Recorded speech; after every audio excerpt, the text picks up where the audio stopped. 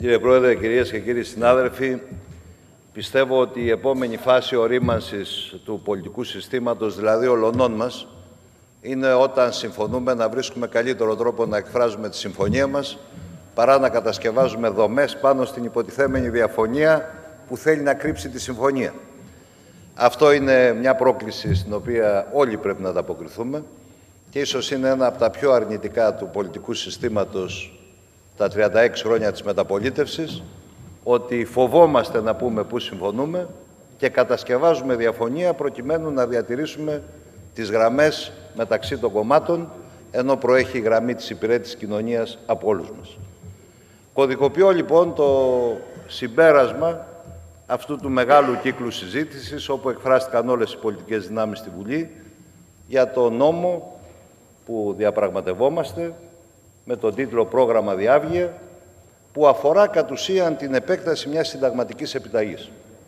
Μιας συνταγματικής επιταγής που αποτελεί και το νόημα της δημοκρατικής συμμετοχής στις αρχές του 21ου αιώνα.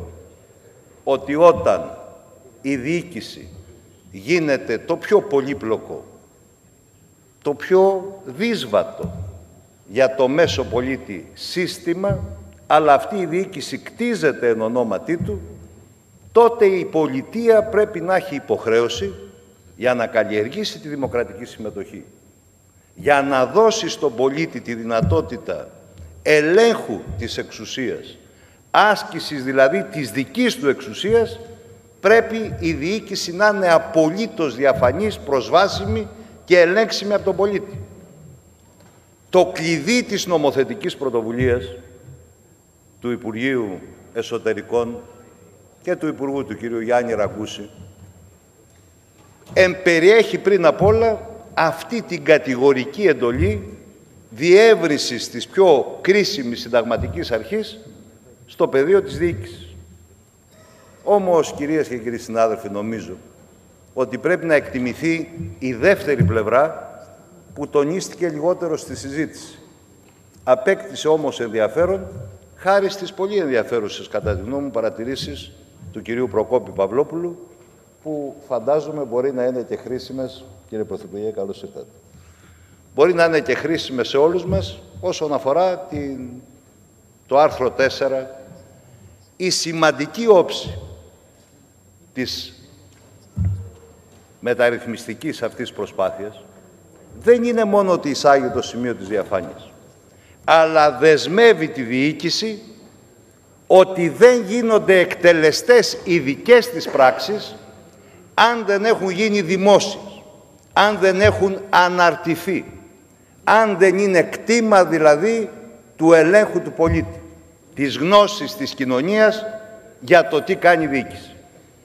Κυρίες και κύριοι συνάδελφοι, σε αυτό το διπλό νόημα της νομοθετικής πρωτοβουλίας δεν εγέρθηκε αντίρρηση.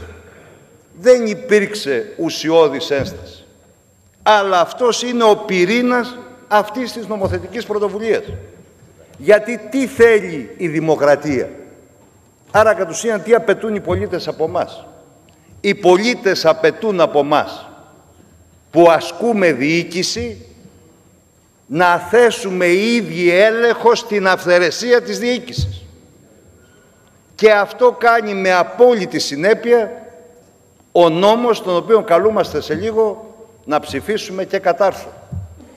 Δεν αφήνει παράθυρο, δεν αφήνει φεγγίτη, δεν αφήνει την οποιαδήποτε πλευρά, ώστε να διαφύγει η διοίκηση από τον έλεγχο του πολίτη, αλλά επιμένω ακόμα πιο αποφασιστικά η διοίκηση να έχει οποιαδήποτε δυνατότητα να μεθοδεύσει οτιδήποτε, διότι ο νόμος αυτός ρητά δεσμεύει ότι τίποτα δεν μπορεί να εκτελεστεί αν δεν γίνει διαφανές, διαυγές, αν δεν αναρτηθεί ώστε να είναι ελέγξιμο πλήρως. Αυτή είναι η ουσία, αυτή είναι η πεμπτουσία του νόμου. Η πεμπτουσία του νόμου είναι ο έλεγχος της διοίκησης από τις ίδιες τις πράξεις της και η περικοπή κάθε δυνατότητας αυθαιρεσίας. Κυρίες και κύριοι συνάδελφοι, υπάρχει πιο μεγάλο βήμα προόδου στα 36 χρόνια της μεταπολίτευσης? Αυτός είναι ο κέριος περιορισμός. Όχι η ρητορική για τη διαφάνεια, αλλά η πρακτική που δεσμεύει, κατοχυρώνει, επιβάλλει τον έλεγχο της διοίκησης όχι μόνο από τη βούληση των πολιτών, αλλά από την οικειοθελή αυτοπεριορισμό, όπως έπρεπε να κάνει και το κάνει για πρώτη φορά.